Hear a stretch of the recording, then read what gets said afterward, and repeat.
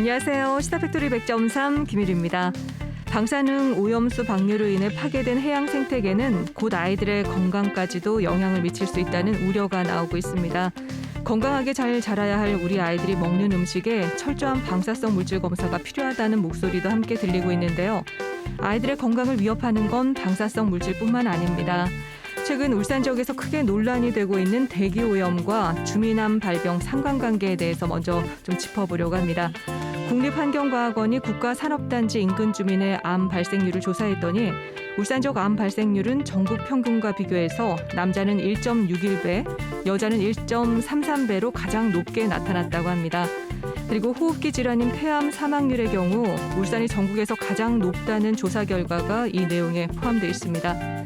아이 하나를 키우기 위해선 마을 전체가 필요하다는 아프리카 속담처럼 아이들을 키우기 위해서 부모뿐만 아니라 지역사회의 노력이 필요합니다. 오늘 이와 관련해서 방송 준비했는데요.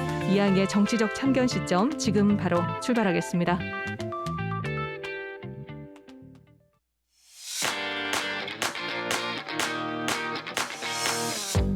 지금 여러분은 퇴근길을 책임지는 시사팩토리 100.3을 듣고 계십니다. 저는 정치팩토리 SE 진행자 강승복입니다. 동남권 정치 전문 방송 정치팩토리는 매주 수요일 저녁 7시 팟캐스트와 유튜브로 송출되고 있습니다.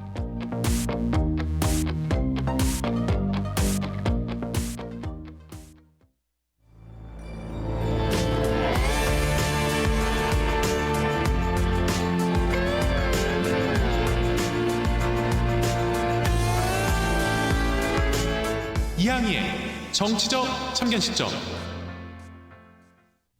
네, 어서 오세요. 이양희 위원장님. 한 주간 잘 지내셨어요? 아니요. 코로나19 확진자가 말 그대로 쏟아지고 있어서 네. 걱정이 너무 큽니다. 맞아요. 백신 접종률도 6%가 채 안 되더라고요. 이 1차 접종자도 5만 명이 채 안 되고 5만 네. 명 조금 넘고 2차 접종까지 다 완료하신 분들도 10,000명 조금 넘어서 울산 시민 1% 남짓인데요. 접종에 대한 음모론이나 괴담이 넘쳐나는데 방역 당국을 믿고 자기 차례가 되면 접종 대상자들 모두 접종에 좀 빨리 참여해서 집단 면역을 형성할 수 있었으면 좋겠습니다. 그래요. 마스크 좀 빨리 벗고 싶어요. 이렇게 답답하게 밀폐된 공간에서 마스크를 착용하고 방송하는 것도 진짜 쉽지가 않은데 이양의 정치적 참견 시점 본격적으로 좀 시작을 해보도록 하겠습니다. 오늘 첫 번째 정치적 참견 시점 뭔가요? 네, 지난 5월 3일부터 울산 MBC 뉴스데스크에서 연속기획 공해가 암을 일으킨다라는 보도를 지금 하고 있어요. 매일 저녁 하고 있는데 네. 많은 분들 보셨을 텐데요. 저도 정말 충격이었습니다. 그동안 우리 주민들의 호소와 심증은 있는데 물증이 없었잖아요. 네. 이번 조사는 환경부가 용역 의뢰한 조사 결과로 어느 때보다도 공신력이 있고 보도 내용 짧게 요약하면 국가산업단지에서 내뿜는 공해 때문에 울산 시민들이 암에 걸린다는 겁니다. 석유화학공단이 내뿜는 공해 때문에요? 네. 우리가 암에 걸린다는 거예요? 네. 보도에 따르면 석유화학공단에 이상이 생기면 연료가 굳는 걸 막기 위해서 다 태워서 내보낸대요.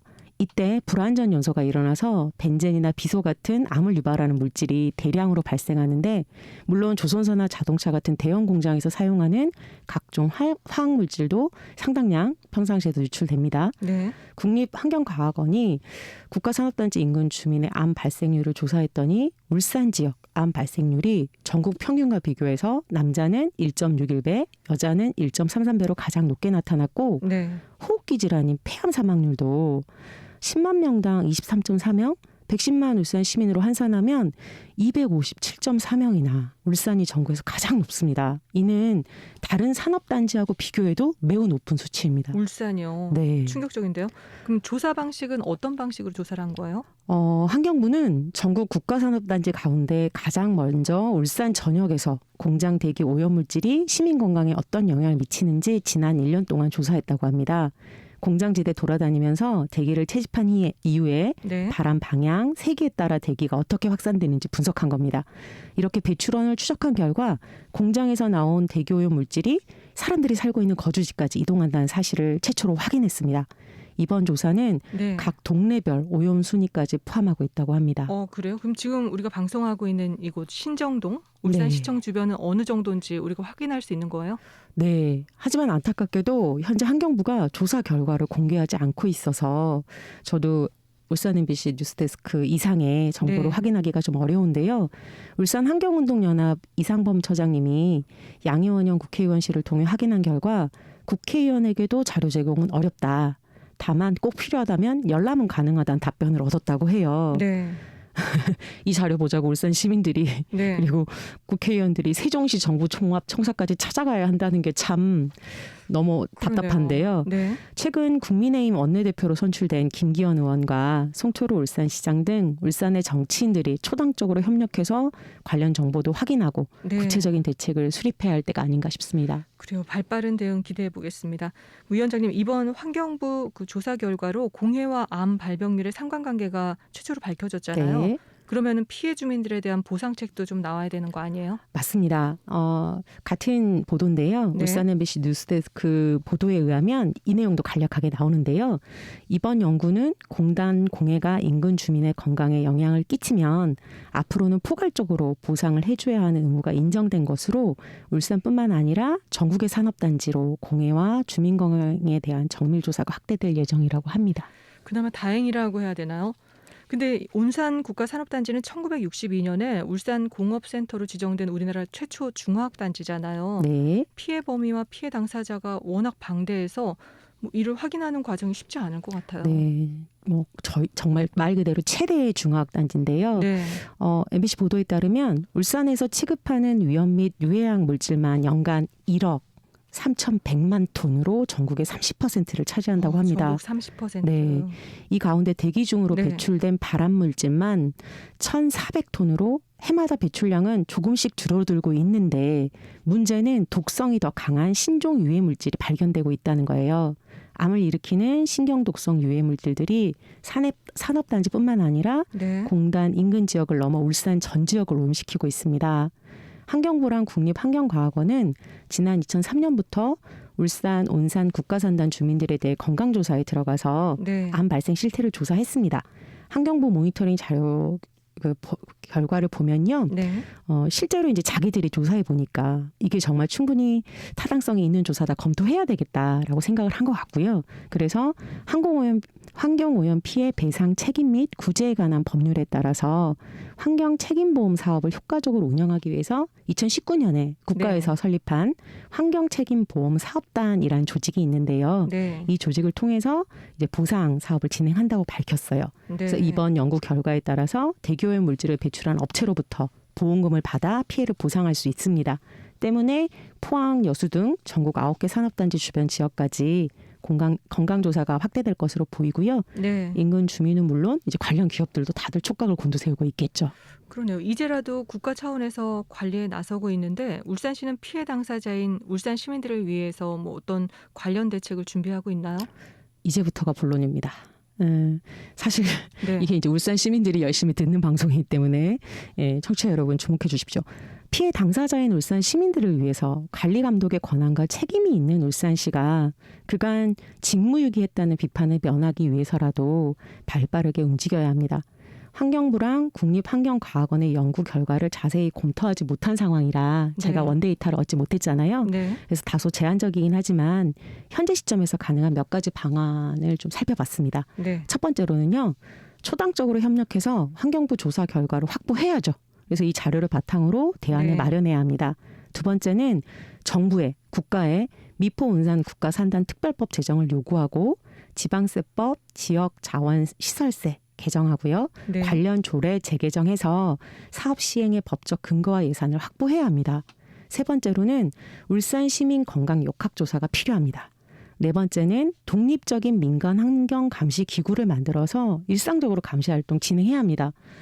보도에 따르면 네. 울산에서 상설적으로 이게 검사할 수 있는 기구가 3개밖에 없다고 하더라고요.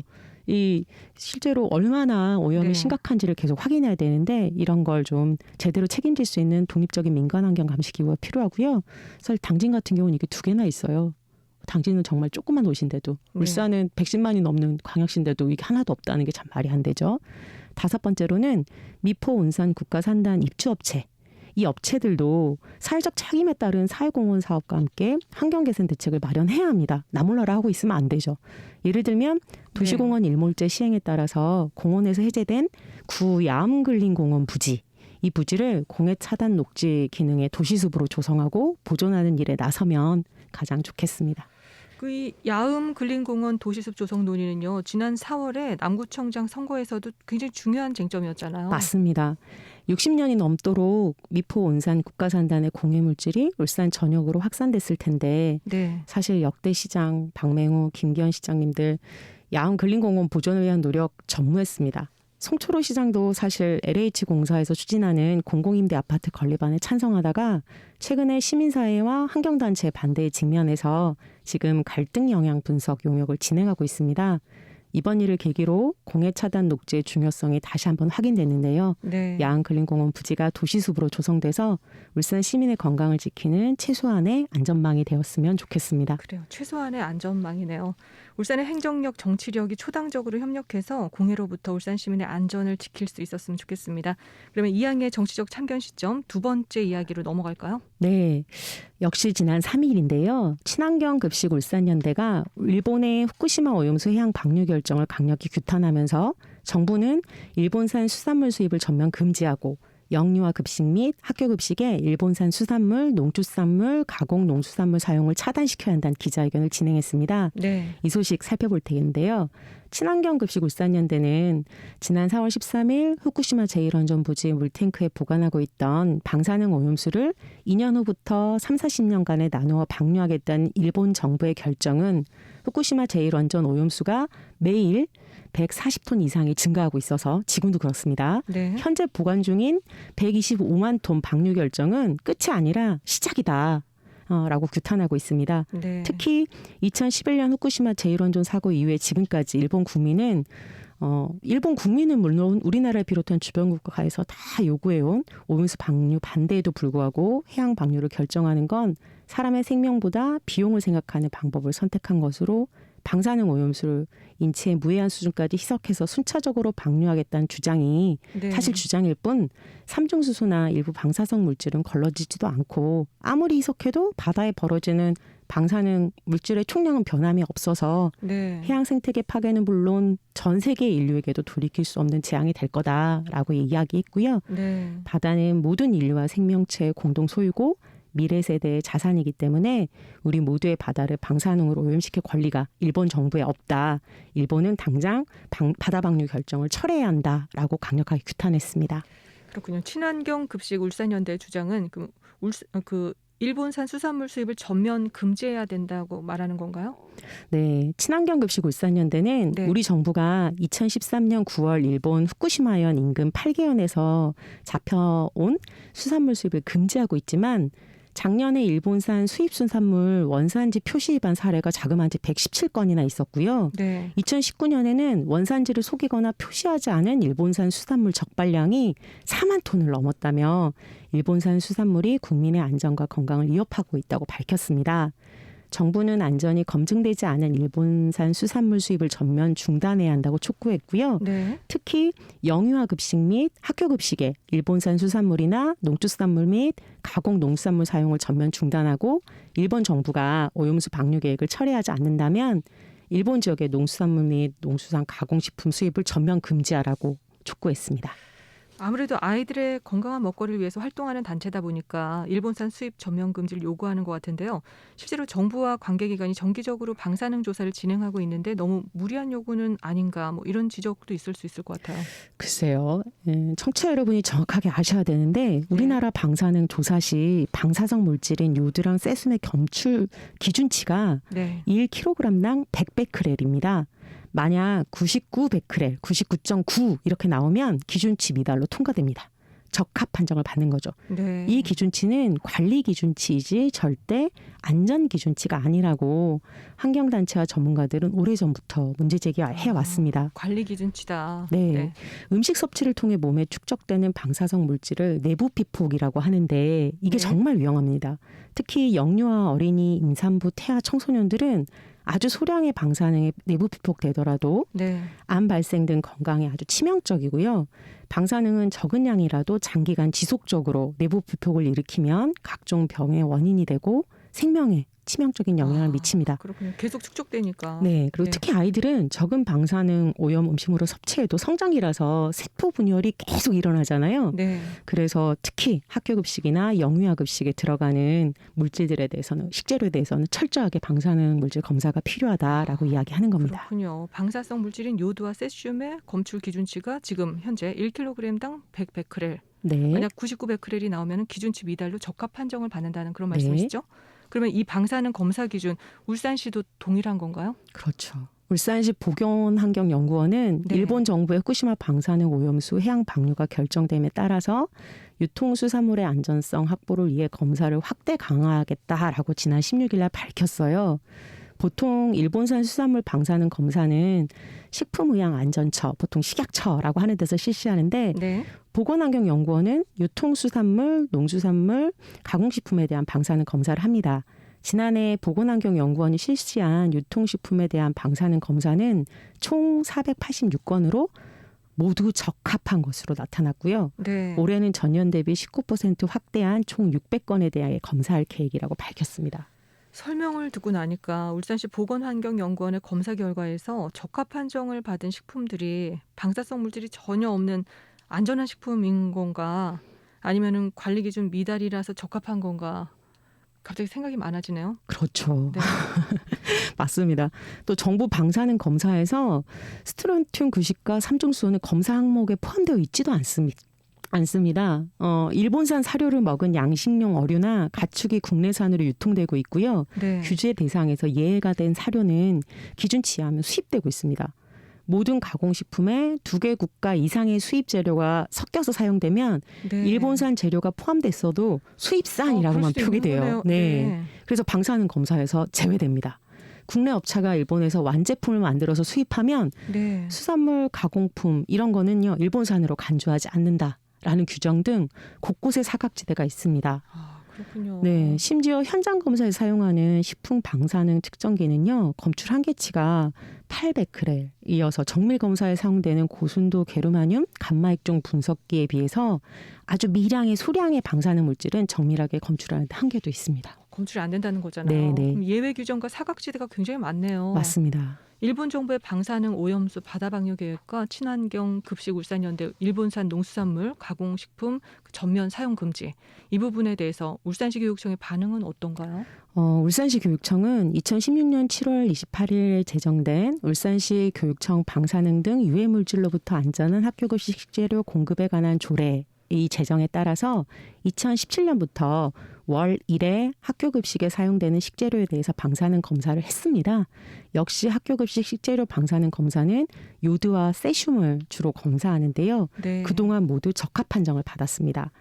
작년이죠. 아이고, 네. 2020년 7월 2일 울산광역시 교육청 방사성 물질 유전자 변형식품으로부터 안전한 학교급식 재료 공급에 관한 조례가 제정된 뒤에 네. 기존 조례는 폐기하고 새 조례에 근거해서 학교급식 방사성 물질 및 유전자 변형식품 안전위원회라는 조직을 구성하고 운영하고 있는데요. 코로나19로 인해서 이 위원회가 안정적으로 진행되지 못하고 서면 결의로 대체되면서 한계가 많다는 지적이 있습니다. 네. 방사성 물질 검사나 GMO 검사를 진행하는데 검사 기관은 앞서 언급했던 울산시 보건환경연구원이고요. 네. 검사는 세슘이랑 요두. 근데 학교 급식 아이들이 먹는 거라서 킬로그램당 100이 아니라 킬로그램당 50으로 기준은 조금 낮은데 네. 문제는 정성 검사 방식이라서 검출, 불검출이라고만 표기됩니다. 아, 아까 그렇군요. 불검출은 적합, 기준치 이하면 그냥 적합이라고 표시된다고 제가 말씀드렸죠. 그렇죠. 그러면 이 검사 기준을 좀 개선하려는 움직임은 없는 건가요?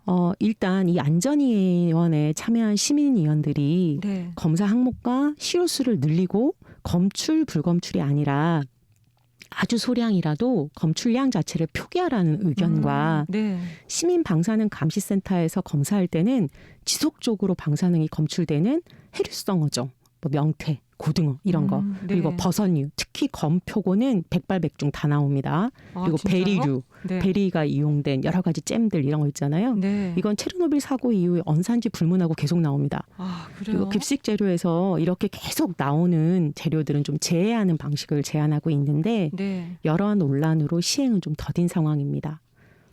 다행인 것은 네. 일본 정부의 방사능 오염수 바다 방류 결정 이후에 노오키 교육감이 방사능 검사를 더 강화하겠다라고 밝혔는데요. 네. 울산 시민분들이 관심 있게 이 부분 좀 지켜봐야겠습니다. 그래야겠네요. 오늘 이항의 정치적 참견 시점에서는 공해 물질 그리고 방사능에 오염된 급식 재료 등 울산 시민의 안전과 직결된 문제를 함께 살펴봤습니다.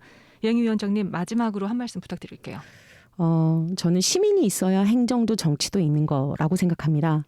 탈울산, 저출생, 학령기 아동 감소 말로만 걱정할 것이 아니라 실효성 있는 대책과 파격적인 예산 수립으로 이번 기회에 안전한 울산을 만들기 위한 구체적인 실행 계획이 수립되었으면 좋겠습니다. 네. 마지막으로 한 가지만 더 언급하자면 울산시 고위공직자 부동산 투기 의혹 조사 결과 발표가 4월 말로 예정돼 있었잖아요. 네. 근데 지금 별말 없이 조용히 또 5월 초를 지나가고 그러네요. 있어요. 네.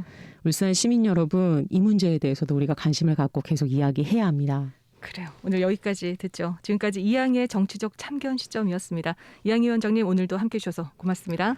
내용이 많아서 제가 말을 너무 빨리 한 것 같아요. 마스크를 끼워서 또 얼마나 답답하셨을지 모르겠어요. 진짜 아유, 고생 네. 많으셨습니다. 감사합니다. 네, 지금 하이라이트에 불어온다 이 노래 띄워드리면서 저도 물러가도록 하겠습니다. 지금까지 진행의 김유리, 기술의 강승복, 구성의 엄유미, 연출의 김성광이었습니다. 고맙습니다.